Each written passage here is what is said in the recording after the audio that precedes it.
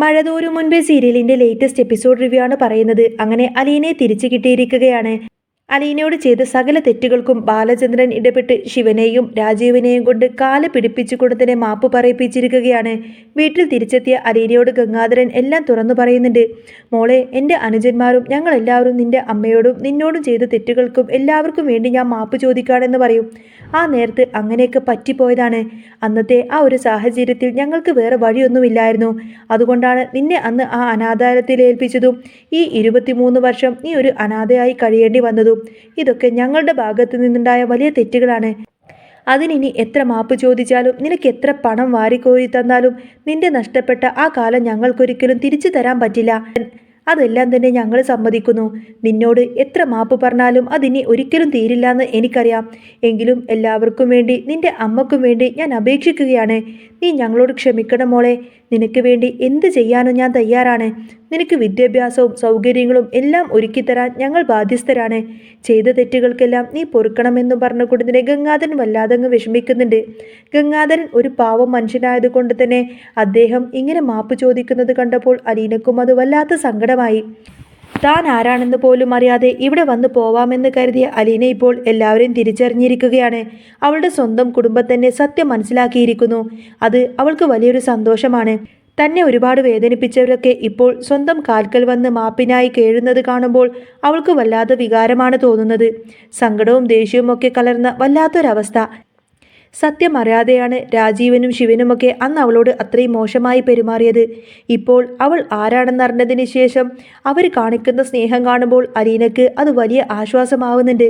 പിന്നീട് ഇവർ അലീനയുടെ പേരിൽ 10 ലക്ഷം രൂപ വീതം ഡെപ്പോസിറ്റ് ചെയ്യാമെന്ന് പറഞ്ഞപ്പോൾ ആ പൈസയൊന്നും എനിക്ക് വേണ്ട എന്ന് അലീന തീർത്തും പറഞ്ഞു. എന്നാൽ ബാലചന്ദ്രൻ അതിന് സമ്മതിച്ചില്ല. അതൊന്നും പറ്റില്ല മോളെ, നിന്റെ ഭാവി സുരക്ഷിതമാക്കാനുള്ളതാണ് ഈ പൈസ. ഇനി ആരും ഇല്ലാത്തവളായിട്ട് നീ ഈ സമൂഹത്തിൽ ജീവിക്കരുത്. കൈതക്കൽ മാളിക വീട്ടിൽ ജനിക്കേണ്ട കുട്ടിയായിരുന്നു നീ. ഇവിടുത്തെ എല്ലാ സുഖ സൗകര്യങ്ങളും അനുഭവിച്ച് വളരേണ്ട നിന്റെ 23 വർഷമാണ് ഇവർ നഷ്ടമാക്കിയത്. അതിന് പകരമായി എന്ത് തന്നാലും മതിയാവില്ല. പക്ഷേ നിനക്കിനി ജീവിക്കാൻ പണം വേണം, നല്ല ജോലിയും വിദ്യാഭ്യാസവും ഒക്കെ വേണം. അതിനൊക്കെ വേണ്ടിയിട്ട് നീ ഈ പൈസ ഉപയോഗിക്കണം. ആരും ഇനി നിന്നെ ഒന്നുമില്ലാത്തവളെന്ന് പറയരുത്. അതിനു വേണ്ടി കൂടിയാണ് ഞാൻ അവരെ കൊണ്ടൊക്കെ ഇങ്ങനെ ചെയ്യിപ്പിക്കുന്നത് എന്നൊക്കെ പറയാണ് ബാലചന്ദ്രൻ. ഇത് മാത്രമല്ല, എൻ്റെ സ്വത്തിലും നിനക്കൊരു അവകാശമുണ്ടായിരിക്കും. നിന്നെ ഞാൻ എൻ്റെ മകളായിട്ട് തന്നെയാണ് കാണുന്നത്. അതുകൊണ്ട് തന്നെ എൻ്റെ സ്വത്തിൽ നിന്നും നിനക്ക് തരുന്ന ഭാഗം നീ ഒരിക്കലും വേണ്ടെന്ന് പറഞ്ഞാലും ഞാനത് തരുന്നേ ചെയ്യും. അത് എൻ്റെ കടമയാണ്, സ്നേഹമാണ്. ഇനി അലീന ഒരിക്കലും അനാഥയല്ല, എൻ്റെ സ്വന്തം മോളാണ് എന്നൊക്കെ ബാലചന്ദ്രൻ പറയുമ്പോൾ അലീനക്ക് വല്ലാതെ സന്തോഷമാവുന്നുണ്ട്. അതൊക്കെ കഴിഞ്ഞ് പിന്നീട് ഗംഗാധരനും രാജീവനും ശിവനും ഒക്കെ അവിടെ നിന്നും പോവാണ്. പിന്നീട് അലീനയും കൃഷ്ണമോളും ബാലചന്ദ്രനും 3 പേരും സംസാരിച്ചിരിക്കുമ്പോൾ അലീന ഒരു കാര്യം അച്ഛനോട് പറഞ്ഞു. അച്ഛാ, ഞാൻ ആരാണെന്ന സത്യം ഒരിക്കലും അമ്മ അറിയരുത്. അതറിഞ്ഞു കഴിഞ്ഞാൽ അമ്മക്കത് വലിയ വിഷമമായിരിക്കും. ചിലപ്പോൾ അമ്മയുടെ മനോനില തന്നെ തെറ്റിയെന്ന് വരും. അമ്മ എന്നെ എത്രമാത്രം ദ്രോഹിച്ചിട്ടുണ്ട് എന്നൊക്കെ പറഞ്ഞിട്ട് ഇതൊന്നും അമ്മക്ക് താങ്ങാൻ പറ്റില്ല. സ്വന്തം മകളെയാണ് താൻ ഇത്ര കാലം ഇങ്ങനെയൊക്കെ ചെയ്തതെന്നറിഞ്ഞു കഴിഞ്ഞാൽ അമ്മക്കത് സഹിക്കാൻ കഴിയില്ല. ചിലപ്പോൾ നമുക്ക് അമ്മയെ തന്നെ നഷ്ടമായെന്ന് വരും. അന്നേരം ബാലചന്ദ്രൻ പറയുന്നുണ്ട്, അത് തന്നെയാണ് മോളെ അവളുടെ ആങ്ങളമാരും പറഞ്ഞത്. വൈജയന്തി ഇതൊന്നും ഇപ്പോൾ തിരിച്ചറിയരുത്. നീ ജീവിച്ചിരിപ്പുണ്ടെന്നൊന്നും അവൾക്കറിയില്ലല്ലോ. അതറിഞ്ഞു കഴിഞ്ഞാൽ അവൾ ആകെ തകർന്നു പോവും. താൻ ഇത്രയും കാലം ദ്രോഹിച്ചത് സ്വന്തം മകളെയാണെന്ന് അറിഞ്ഞു കഴിഞ്ഞാൽ ഒരു പെണ്ണിനും അത് താങ്ങാൻ കഴിയില്ല. അതുപോലെ തന്നെ വൈജയന്തിക്കും പറ്റില്ല. അത് അവൾ അറിഞ്ഞു കഴിഞ്ഞാൽ പിന്നെ അവളുടെ ഭർത്താവായി എനിക്ക് ആ സ്ഥാനത്ത് തുടരുന്നതിൽ അർത്ഥവുമില്ല. അവർ ഇതൊക്കെ ചെയ്തപ്പോൾ പറഞ്ഞ ഒരു കണ്ടീഷൻ, വൈജയന്തി തിരിച്ചു വരുമ്പോൾ നീ ഈ വീട്ടിൽ ഉണ്ടാവരുത് എന്നാണ്. നിന്നെ വേറെ എവിടെ വേണമെങ്കിലും താമസിപ്പിക്കാൻ അവർ തയ്യാറാണ്. ഞാനത് ആലോചിക്കട്ടെ എന്നാണ് പറഞ്ഞിരിക്കുന്നത്. ഇത് കേട്ട് അലീന പറഞ്ഞു, അച്ഛാ, ഞാൻ പോവാൻ തയ്യാറാണ്. എല്ലാവർക്കും സത്യം മനസ്സിലായല്ലോ. എനിക്ക് അച്ഛനെയും അനിയത്തിയായി കൃഷ്ണമോളെയും കിട്ടിയല്ലോ. അത് തന്നെ എൻ്റെ വലിയ ഭാഗ്യമാണ് എന്നൊക്കെ പറയാണ് അലീന. ആരും സ്നേഹിച്ചില്ലെങ്കിലും നിങ്ങൾ എന്നെ സ്നേഹിക്കുന്നുണ്ടല്ലോ. മരണത്തോട് മല്ലടിച്ച് തിരിച്ചു വരുന്ന അമ്മയെ ഇനിയും വിഷമിപ്പിക്കാനൊന്നും എനിക്ക് താല്പര്യമില്ല. അമ്മയൊന്ന് ശുശ്രൂഷിക്കാൻ മാത്രം എനിക്ക് അനുവാദം തരണം. അമ്മ ഭേദമായി വീട്ടിലേക്ക് വരുന്ന അന്ന് തന്നെ ഞാൻ ഇവിടെ നിന്നും പോയിക്കോളാം. അമ്മക്ക് അസുഖം മാറുന്നതുവരെ മാത്രം എനിക്ക് അമ്മയുടെ കൂടെ നിന്നാൽ മതി. ഞാൻ ആരാണെന്ന് അമ്മ അറിയുകയേ വേണ്ട. ബാലചന്ദ്രൻ ചോദിക്കുന്നുണ്ട്, നീ ഇവിടെ നിന്നും എങ്ങോട്ടേക്ക് പോകും മോളെ? ഞാൻ രേവതിക്കുട്ടിയുടെ വീട്ടിലേക്ക് പോയിക്കോളാം അച്ഛാ എന്ന് പറയാണ് അലീന. അവിടെ പോയി വല്ല ജോലിയും നോക്കിയിട്ട് എങ്ങനെയെങ്കിലുമൊക്കെ ജീവിച്ചോളാം. ആരെയും ഞാൻ ഒരിക്കലും ബുദ്ധിമുട്ടിക്കുന്നില്ല. അന്നേരം ബാലചന്ദ്രൻ ചോദിക്കുന്നുണ്ട്, നീ ഞങ്ങൾക്കൊരു ബുദ്ധിമുട്ടാണോ മോളെ? അങ്ങനെയല്ല അച്ഛാ ഞാൻ പറഞ്ഞത്. ഞാൻ കാരണം ഇനി അമ്മക്കൊരിക്കലും വിഷമം ഉണ്ടാവരുത് എന്ന് മാത്രമേ ഞാൻ ആലോചിച്ചുള്ളൂ. ഇത്രയും കാലം ഞാൻ അനുഭവിച്ച സങ്കടം എനിക്കറിയാം. പക്ഷേ മരണത്തിൽ നിന്നും വരുന്ന ഒരാളെ എനിക്കിനി വേദനിപ്പിക്കാൻ പറ്റില്ല. അച്ഛൻ പറയുന്നിടത്തേക്കല്ല ഞാൻ മാറിക്കോളാം. അന്നേരം ബാലചന്ദ്രൻ പറയുന്നുണ്ട്, നീ വേറെ എങ്ങോട്ടേക്കുമല്ല പോകേണ്ടത്. നീ പോവേണ്ടത് നിന്റെ അച്ഛൻ്റെ അടുത്തേക്ക് തന്നെയാണ്. എനിക്ക് ഗംഗാധരനോടൊന്ന് അന്വേഷിക്കണം. സ്റ്റാൻലി ഇപ്പോൾ എവിടെയുണ്ട് എന്ന്, എന്താണ് അവസ്ഥ എന്നൊക്കെ അറിയണം. വൈജയന്തിയുടെ അസുഖം മാറുന്ന മുറക്ക് തന്നെ അയാളുടെ വീട്ടിലേക്ക് നിന്നെ അയക്കാമെന്നാണ് ഞാൻ വിചാരിക്കുന്നത്. അതിനൊക്കെ ഇനിയും സമയമുണ്ട്. എന്തായാലും എൻ്റെ മകളായിട്ട് തന്നെയാണ് നീ ഇനി ഇവിടെ ജീവിക്കേണ്ടത്. പക്ഷേ കൃഷ്ണമോൾക്ക് ഇതൊട്ടും തന്നെ സഹിക്കാൻ പറ്റുന്നില്ല. അലീന പോകുന്നത് അവൾക്കൊട്ടും തന്നെ താല്പര്യമില്ല. അലീന അവളെ ആശ്വസിപ്പിച്ചു. വിഷമിക്കേണ്ട മോളെ, എനിക്ക് വേറെ വഴിയില്ലല്ലോ. അമ്മക്കിനിയും ഈ വയ്യാത്ത അവസ്ഥയിൽ ഇങ്ങനെ സ്ട്രെസ് കൊടുക്കുന്നത് ശരിയല്ല. ഞാൻ കാരണം ഇവിടെ അത്രമാത്രം പ്രശ്നങ്ങളുണ്ടായതല്ലേ. ബാലചന്ദ്രൻ ഇതിനെക്കുറിച്ച് ആലോചിച്ചു കൊണ്ടിരിക്കുകയാണ്. സ്റ്റാൻലി എങ്ങനെയെങ്കിലും കണ്ടുപിടിക്കണം. അയാളെ എങ്ങനെയെങ്കിലുമൊക്കെ കാര്യങ്ങളൊക്കെ ബോധ്യപ്പെടുത്തണം എന്നതിനെ പറ്റിയിട്ടൊക്കെ ചിന്തിക്കാണ് ബാലചന്ദ്രൻ. ഹോസ്പിറ്റലിൽ വൈജയന്തി ശുശ്രൂഷിക്കുന്നത് മുഴുവൻ അലീന തന്നെയായിരിക്കും. അസുഖം ഭേദമായി വീട്ടിലേക്ക് തിരിച്ചു വരുന്നതിന് മുൻപ് തന്നെ ബാലചന്ദ്രൻ സ്റ്റാൻലിയെ കണ്ട് സംസാരിച്ചു.